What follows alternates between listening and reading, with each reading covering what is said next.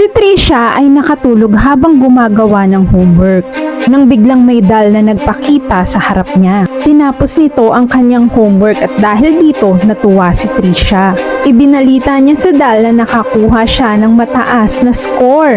Pero mukhang tinik advantage ni Trisha ang kabaitan ng doll. Pinagawa niya lahat ng homework niya dito. Pero habang nakukumplete niya yung task na binibigay sa kanya ay lumalaki ito. Pero si Trisha ay abala sa paglalaro ng game sa kanyang gadgets. Inawardan pa nga siya bilang best student dahil ito sa kanyang doll. Pero hindi niya napapansin na lumaki na pala ito na parang tao dahil nga abalang-abala si Trisha sa paglalaro sa kanyang gadget. Sinabi nito isang umaga na siya na daw ang papasok sa school at maglaro na lamang daw si Trisha ng game.